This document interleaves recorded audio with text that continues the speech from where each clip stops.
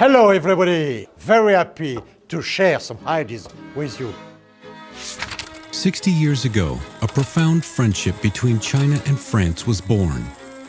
Malgré leurs difficultés, il fallait construire l'avenir, faire du futur un partage entre la France et la Chine. Nous avons en commun essentiellement un message pour la planète. C'est la protection de la planète pour la paix de l'humanité. Jean-Pierre Raffarin, former French Prime Minister, will share with you his insight on this enduring bond between China and France on China Talk.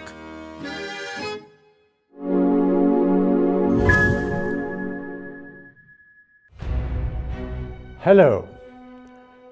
Je suis très heureux de pouvoir aujourd'hui m'exprimer sur cette longue période de 60 ans où la France et la Chine ont décidé de bâtir des relations diplomatiques.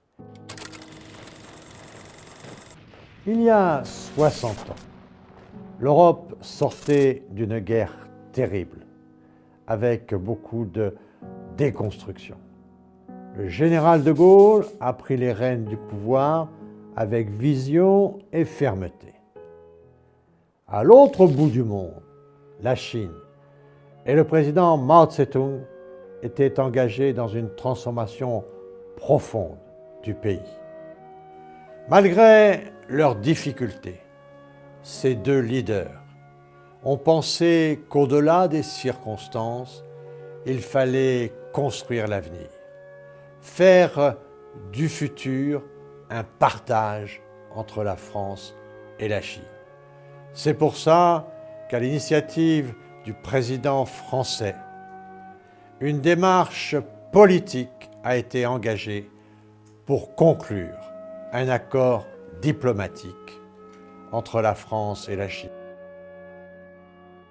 60 ans après, on voit combien cet accord a été important. Cet accord nous permet de dépasser toutes les difficultés que l'on peut rencontrer.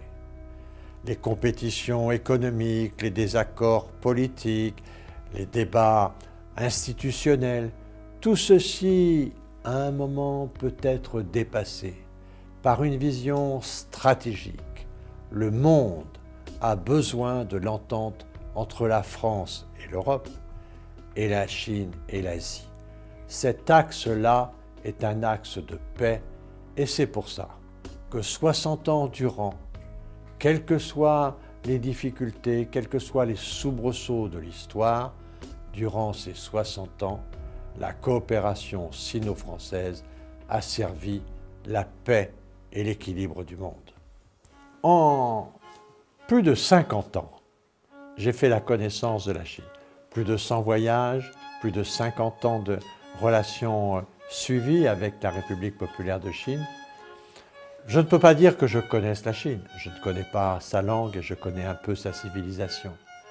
Mais j'ai appris à connaître assez profondément le peuple chinois.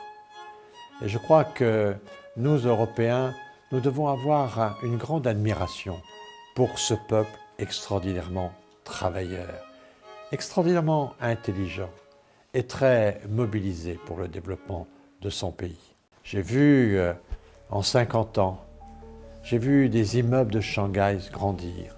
J'ai vu des ouvriers du bâtiment monter en haut de gratte-ciel par des bambous. J'ai vu combien il a fallu d'efforts pour construire ce très grand pays en si peu de temps.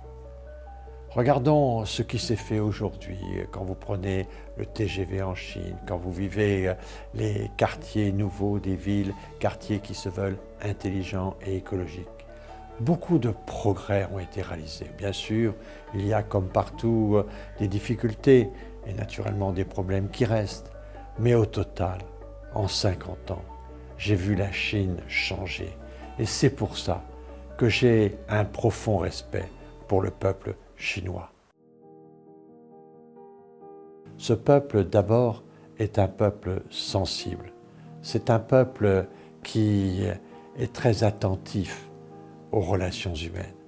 Au fond, Français et Chinois, nous nous ressemblons beaucoup plus qu'on ne le croit.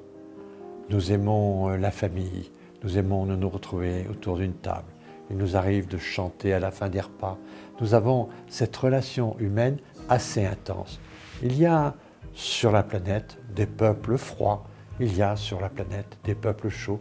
Nous avons cette proximité de chaleur humaine. Ce qui fait que nous avons une relation profonde avec le peuple chinois, à condition, naturellement, que nous lui adressions respect pour sa longue civilisation et puis aussi amitié pour ses qualités humaines.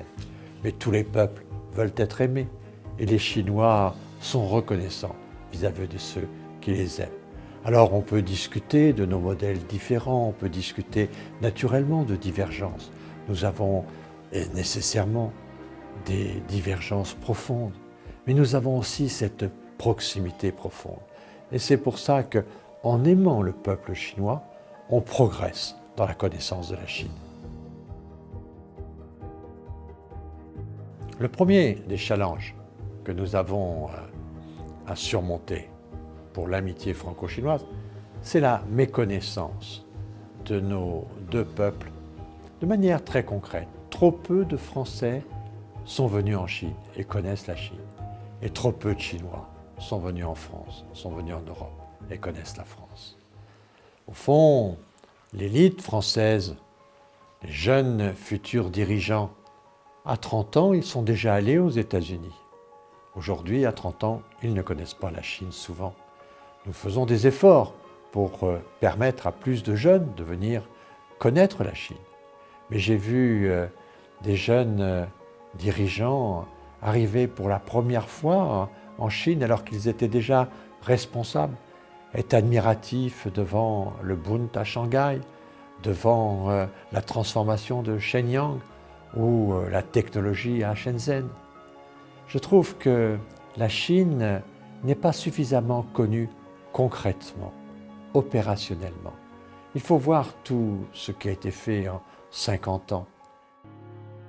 Et cela, cette méconnaissance-là, elle est naturellement due à la distance qui nous sépare, mais elle est aussi due à la complexité de la langue et à nos différences de civilisation.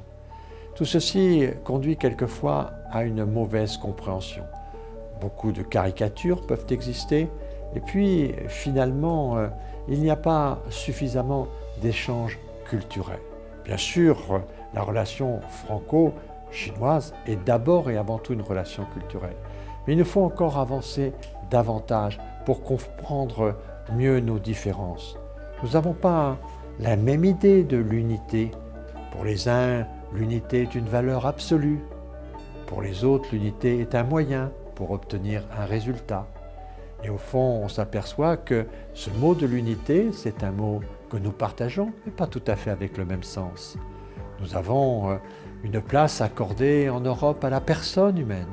Il y a une place accordée aux groupes en Chine qui ne sont pas des places identiques. Nous avons beaucoup de différences dans la pensée, et ça depuis des millénaires. Et donc, ce qui est très intéressant, c'est l'échange des cultures, c'est l'échange des écarts, comme dit un grand sinologue français, François Julien. Il faut s'intéresser à nos différences, voir naturellement nos objectifs communs, voir naturellement ce qui peut nous rassembler, mais aussi nous enrichir de nos différences, de nos pensées différentes, de nos histoires différentes. Aujourd'hui, l'essentiel pour le monde, l'essentiel qui est le développement, ce que la Chine a fait avec beaucoup d'énergie en sortant des centaines de millions de gens de la pauvreté. Mais aujourd'hui, la croissance est une priorité, mais la première de toutes les priorités, c'est la paix. Le peuple chinois est un peuple pacifique. Il n'a pas fait la guerre à l'extérieur de lui-même. Il n'a fait la guerre que quand il a été attaqué chez lui. Il peut porter la paix. Et nous, Français, qui avons surmonté les hontes de la Seconde Guerre mondiale, les tragédies de la Seconde Guerre mondiale, en faisant de l'ennemi l'un de nos meilleurs amis, aujourd'hui l'Allemagne. Nous pouvons être ensemble des messagers de paix. Alors, quels que soient nos systèmes politiques, quelles que soient nos rivalités économiques, quelles que soient nos divergences culturelles, nous avons en commun essentiellement un message pour la planète. Ce message, c'est la protection de la planète pour la paix de l'humanité. Et cette paix de l'humanité, c'est un objectif commun que la France et la Chine peuvent partager.